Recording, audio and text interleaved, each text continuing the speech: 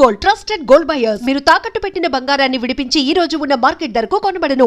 ఇన్నేళ్ల ప్రయాణంలో మాతాన్కే వెంకటేష్కి వర్క్ నేర్పించిన డైరెక్టర్ అంటే మీ వర్క్ మీ వర్క్ని ఎన్హాన్స్ చేసిన ఈ మూమెంట్లో నేను కొత్తది తెలుసుకున్నాను, ఇతని పరిచయం వల్ల నాకు కొత్తది పరిచయం అయింది.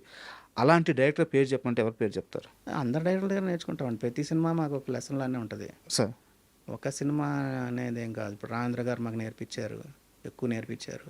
జయంత్ గారి దగ్గర ఎక్కువ నేర్చుకున్నాం మేము. బిగినింగ్ డేస్లో ఆయన సినిమాలన్నీ మేమే చేసాం. సూపర్ సక్సెస్ మూవీస్ అన్నీ ఆయన నేర్పించారు. ఆయన స్టైల్ డిఫరెంట్గా ఉంటుంది.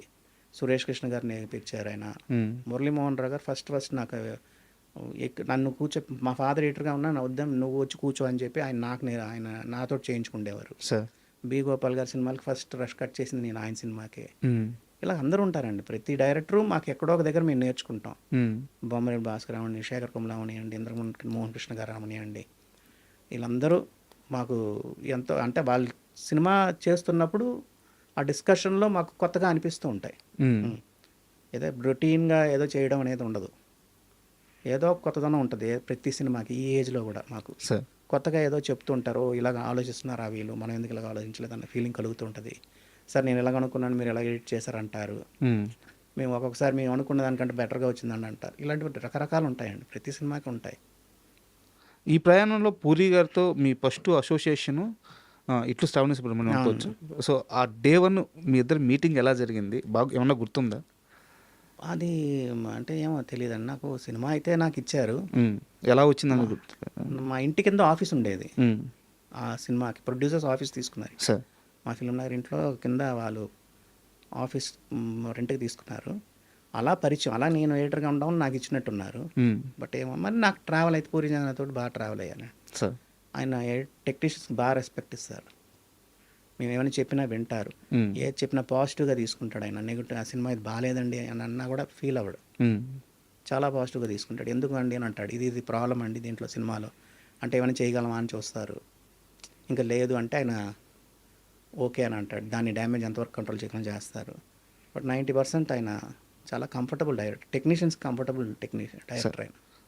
పూరి గారితో మీకు ట్రావెల్ ఉంది కాబట్టి ఒక 3 సినిమాల గురించి, పూరి గారి 3 సినిమాల గురించి మీరు పనిచేసినవి మాట్లాడుకుందాము. ఇండస్ట్రీలో చాలామంది రైటర్లను కలిశాను, చాలామంది డైరెక్టర్లను కలిశాను. చాలామంది చెప్పే ఒకే ఒక మాట ఏంటంటే అమ్మా నాన్న ఓ తమిళ అమ్మాయి, ఆ సినిమాలో ఉండే ఎమోషన్స్ అది దేనివల్ల బ్యూటీ వచ్చిందో తెలియదు. రైటింగ్ వల్ల, డైరెక్షన్ వల్ల, ఎడిటింగ్ వల్ల ఆ సినిమా తెలియదు. కానీ సార్ ఆ హ్యూమన్ ఎమోషన్స్ మళ్ళీ ఇంకో సినిమా రాదు. ఈవెన్ కోనా వెంకట గారు కూడా ఇదే మాట చెప్పారు నా ఇంటర్వ్యూలో. అదొక అద్భుతం హ్యూమన్ ఎమోషన్స్లో అని చెప్పేసి. సో మీకు ఆ సినిమాతో మీ ట్రావెలింగ్లో గుర్తుండిపోయే మూమెంట్స్ లేదండి. ఇప్పుడు జనరల్గా మదర్ అండ్ ఫాదర్ ఆ సినిమా పెద్ద హిట్ అవ్వడానికి మేము అనలైజ్ చేసుకునేది ఏంటంటే మాకు నచ్చడానికి కారణం ఏంటంటే ప్రతి తల్లి తండ్రికి, తల్లి కొడుకుకి కొంచెం డిస్టెన్స్ ఉంటుంది. సో బట్ ఆ సినిమాలో మీకు ఫ్రెండ్స్లా ఉంటారు. అది కనెక్ట్ అయ్యారు అందరూ జనం అన్నది మేము అదే దాని హిట్కి కారణం. ఆ ఫ్లేవర్ అనేది మేము అనుకోవడం. సార్ ప్రతి దాంట్లో అలా ఉండరు. ఇప్పుడు తొలి ప్రేమలో ఒక బ్రదర్ అండ్ సిస్టర్ రిలేషన్షిప్ ఉంటుంది. కరెక్ట్. అలాంటిది రియల్ లైఫ్లో ఉండవండి. అవి ఎక్కడో ఉంటాయి. ఆ రియల్ లైఫ్లో అయ్యో ఇలా ఉంటే బాగుంటుంది, ఇలా మదర్ ఉంటే బాగుంటుంది, ఇలా కొడుకు ఉంటే బాగుంటుంది అని కనెక్ట్ అవుతారు చూస్తారు ఆడిటోరియం. అవి పెద్ద హిట్ని చేస్తాయి సినిమాలు. అవి ఎమోషన్ ఇది పట్టుకోగలిగితే. పూరి జగన్నాథ్ గారి సినిమాలో అన్నిట్లో అవి ఉంటాయి. ఇప్పుడు ఇడియట్ ఉంది. ఒక అమ్మాయిని ప్రేమిస్తున్నామంటే మనం ఆలోచించి 10 సార్లు ఆలోచించి అమ్మాయి ఏమనుకుంటుందని చెప్పి వెళ్ళి మాట్లాడతాం. ఐ లవ్ యూ ఏదో చెప్పాలనుకుంటే భయపడతారు. దాంట్లో హీరో క్యారెక్టర్ చేసిన అలా ఉండదు. డైరెక్ట్గా వెళ్ళి ఐ లవ్ యూ అంటాడు. అది ఒక ఫ్యాంటసీ. అలా అయ్యో ఇలాగుంటే బాగుంటుంది అన్న ఫీలింగ్ కలుగుతూ వచ్చేస్తారు ఆడిటోరియంలో. అవి హిట్ అవుతాయని మేము నేర్చుకున్నాం ఇవన్నీ అంతే. అవి మేము ఎక్కడో కనెక్ట్ అయ్యామనుకోండి. అలా హ్యాపీ డేస్ ఉంది. అయ్యో కాలేజ్ డేస్, నేనైతే కాలేజ్కి వెళ్ళలేదు. కాలేజ్ డేస్ ఎంత అందంగా ఉంటుందా అసలు. కాలేజ్ ఒక ఫ్యాంటసీలాగా అనిపించింది చూసినప్పుడు. అది ఇష్టపడ్డాం. అది ఆడిటోరియం కూడా అలాగే, ఆ యూత్ కూడా అలాగే ఫీల్ అయ్యారు. ఆడిటోరియం మూడు కాలేజ్కి వెళ్ళే కుర్రోళ్ళు కానీ, కాలేజ్కి వెళ్ళవలసిన కుర్రోళ్ళు అందరూ అయ్యో కాలేజ్ ఎంత బాగుంటుందా అన్న ఫీల్ అయ్యారు. అవును. ఆ ఎమోషన్ని పట్టుకోగలిగితే అవి పెద్ద సినిమాలని లెక్క మాకు. ఇప్పుడు గోదావరి ఉంది. గోదావరి సినిమా చేసినప్పుడు మేము బాగా ఎంజాయ్ చేస్తాం. అయ్యో మనల్ని ఎవడైనా పెళ్ళికి ఇలా పిలిస్తే బాగుంటుంది, ఆ జర్నీలో ఎలాగెళ్తే బాగుంటుంది అనుకున్నాం. అవి కనెక్ట్ అవుతాం చూస్తారు. అవి పెద్ద హిట్ అవుతాయని మా ఫీలింగ్. అది ఆడిటోరియం అలా అనిపిస్తుంది. ఆడిటోరియంకి అలా అనిపించాలి ఆడియన్స్కి. అండ్ పోకిరి విషయానికి వస్తే పోకిరి గురించి ఒక 2-3 ప్రశ్నలు ఉన్నాయి సార్. నా మొదటి ప్రశ్న ఏంటంటే క్లైమాక్స్‌లో నాజర్ గారు తన కొడుకు ఎవరో రివీల్ చేసి చెప్తారనమాట. అవును. ఆడియన్స్‌కి మనం ఫేస్ చూపించేస్తాం. మహేష్ బాబు గారిని గ్రౌండ్‌లో అవును. ఆ హెలికాప్టర్ షాట్ అక్కడ రివీల్ చేసేస్తాం.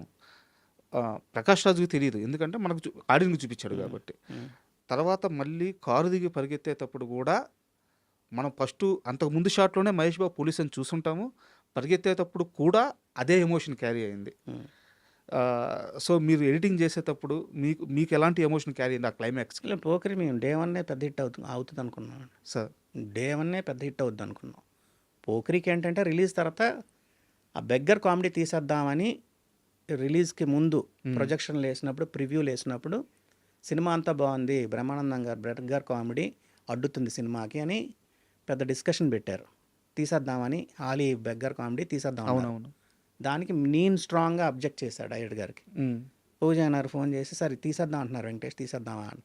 లేదు సార్ ఉంచండి సార్, మరీ లేకపోతే మరీ హెవీ ఫీలింగ్ వస్తుంది, కామెడీ టోన్ డౌన్ చేస్తుంది సినిమా అని.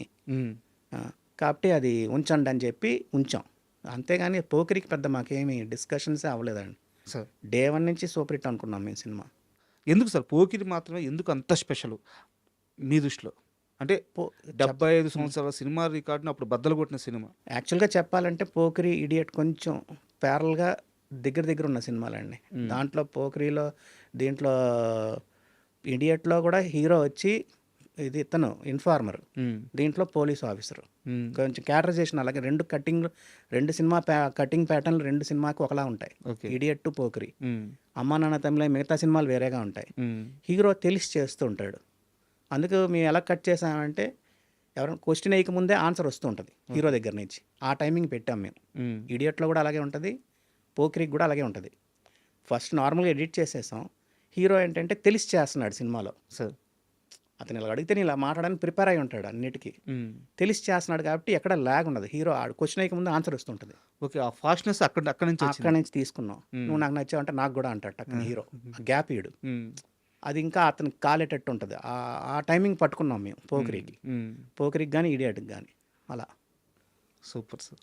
అయితే ఆంధ్ర వాళ్ళ విషయానికి వచ్చేలేకే సినిమా అయిపోయింది, పూరి జగన్నాథ్ గారు రష్ చూసుకున్నారు, మీతో మాట్లాడారు, కానీ ఆ సినిమాని ఎట్టి పరిస్థితుల్లో బతికించుకోవాలని చాలా తాపత్రయపడ్డారంట ఆయన. ఏం లేదండి, నన్ను మా ఆంధ్ర వాళ్ళ నాకు పర్సనల్గా నచ్చలేదు. నేను చెప్పాను ఆయనకి, అండర్ ప్రొడక్షన్లోనే చెప్పా నాకు నచ్చలేదు. అంటే ఎందుకు అని అన్నాడు. యంగ్ క్యారెక్టర్ బాగుంది సార్, ఆ ఓల్డ్ క్యారెక్టర్ చాలా చిన్న అబ్బాయిలా ఉన్నాడండి ఎన్టీఆర్. ఆ యంగ్ క్యారెక్టర్ని, ఏజ్డ్ క్యారెక్టర్ని చూడలేకపోతున్నామండి, డైజెస్ట్ చేసుకోలేకపోతున్నాం. ఆ గెటప్ కానీ అది కొంచెం మిస్ఫైర్ అవుద్దేమో అని అనుకున్నాం. దానివల్ల ఆడిందా దానివల్ల ఆడలేదా నాకు తెలియదు కానీ, బట్ మేమైతే అంత ఆయన సినిమాల్లో గ్రేట్ ఫిల్మ్ కాదనేది నా పర్సనల్ ఒపీనియన్. అది చెప్పాం, ఫ్రాంక్గా చెప్పాం. అలా ఇవన్నీ చెప్తామండి. ఆయన ఏం పాజిటివ్గా తీసుకున్నారు. ఎక్కడ అయ్యో ఇలాగన్నాడు వెంకటేష్ అని ఎప్పుడు ఆయన ఏం ఫీల్ అవ్వలేదు. సార్ ఇండస్ట్రీలో మీ దాకా వచ్చిందో లేదో నాకు తెలియదు, కానీ నా దాకా వచ్చింది కాబట్టి అడుగుతున్నాను. నేను తప్పు అయితే కరెక్ట్ చేసుకుంటాను. పూరి జగన్నాథ్ గారితో మీకు గ్యాప్ రావడానికి కారణం ఫైనాన్షియల్ ఇష్యూ సార్? అంటే చెప్పకూడదు ఒక అంతకు అదేనా? అంటే ఫస్ట్ ఫిల్మ్ నుంచి అదే పేమెంట్ ఇస్తున్నారు. పోకిరికి సార్ అదే పేమెంట్ ఇస్తే ఎలాగంటే కొంచెం పెంచండి. అన్నీ ఆయన ఓన్ ప్రొడక్షన్ అనమాట. బయట చిన్న సినిమాలకి నేను ఎక్కువ తీసుకుంటున్నాను, పెద్ద సినిమాకి కూడా నేను దానికంటే తక్కువ తీసుకుంటే బాగుండదని అడిగాం. ఆయన హర్ట్ అయ్యాడన్నట్టు అన్నారండి. అది నాకు కరెక్ట్గా తెలియదు, నేను అనుకోవడం ఇది. అలా అంటే కొంతమంది టీం మారాం పోకిరి దేశముద్ర తర్వాత.